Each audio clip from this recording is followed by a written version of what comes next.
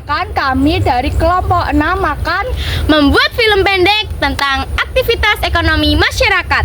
Tapi sebelum itu, izinkan kami memperkenalkan diri. Perkenalkan, nama saya Radana Syaurelia dari absen 4. Perkenalkan, nama saya Armunya Besari dari absen 6. Perkenalkan, nama saya Sabrina Widiana Fratilova, absen 34.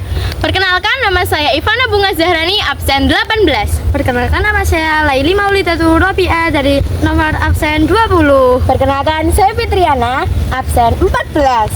Kami dari kelas 8D.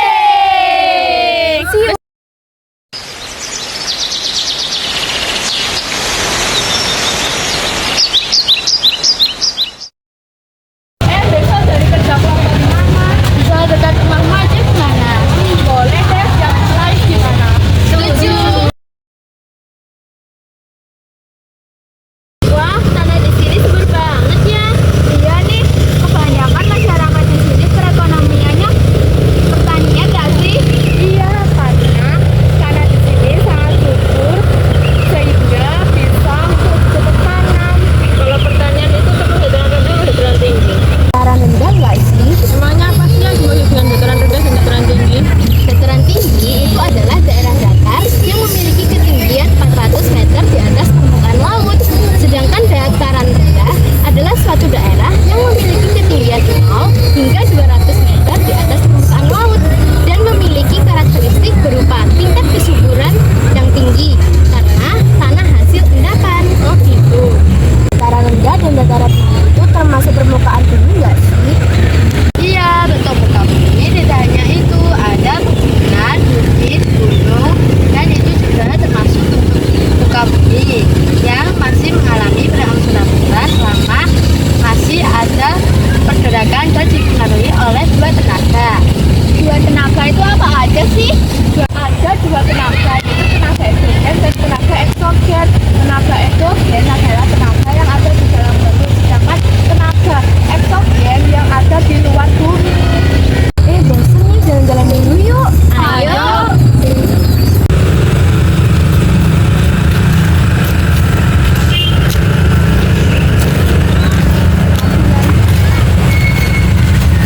Tunggu dulu. Wah, ternyata bener ya kata Rara. Tanah di sini subur banget.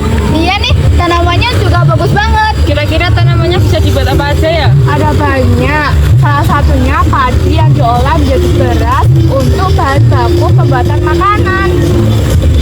Beras itu hasil dari pemanfaatan lingkungan berupa barang mentah nggak sih?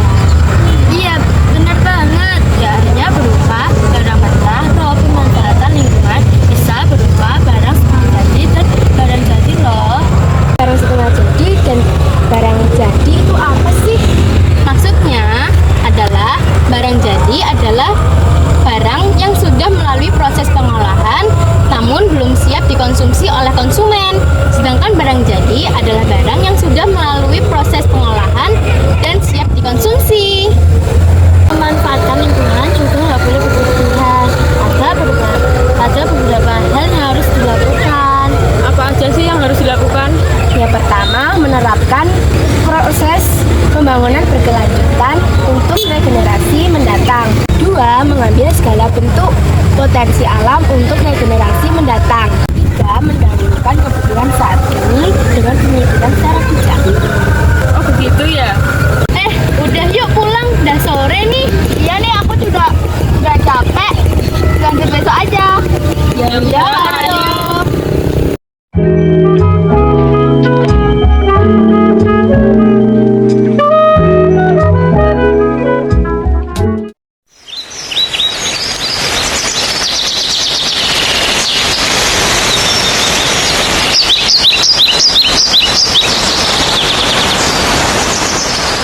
Ngomong-ngomong, hasil pertanian di sini biasanya dikirim kemana aja sih? Di Indonesia biasanya perjalanan terpulau, misalnya dari satu daerah bisa dikirim ke daerah lain untuk memenuhi kebutuhan masyarakat.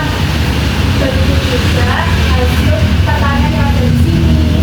Kenapa sih melakukan perjalanan terpulau? Karena kebutuhan antar wilayah berbeda-beda, makanya mereka saling berinteraksi dan berbagi. Jalan itu untuk saling tukar barang dan jasa antar wilayah ya? Iya,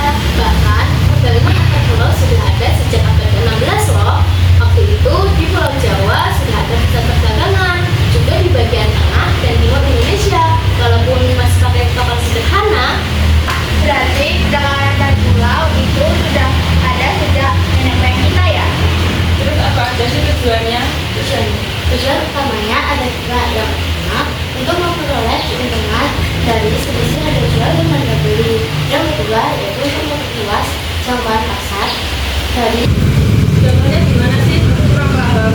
Contohnya minyak goreng tradisional dari daerah X ke daerah Y.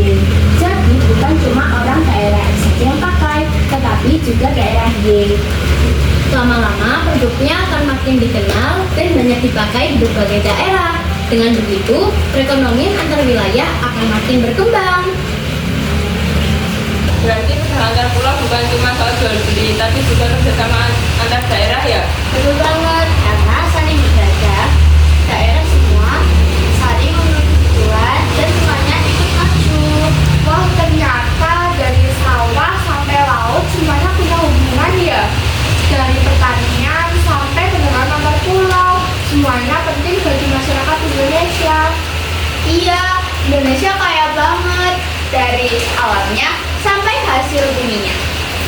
Kita harus menjaga dan memanfaatkan dengan baik agar tetap sejahtera. Setuju. Selain itu di Indonesia ada faktor pendorong dan manfaat perdagangan antar pulau loh. Oh iya, memang apa faktor pendorongnya?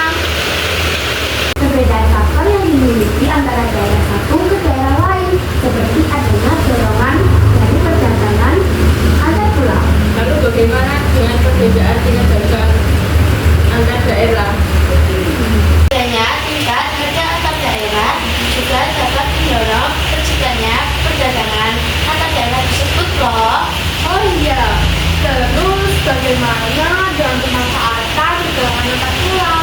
Pemanfaatannya dapat melalui penyediaan alternatif alat pemuas kebutuhan konsumen, meningkatkan produktivitas produsen, dan memperluas kesempatan kerja bagi masyarakat. Satu manfaat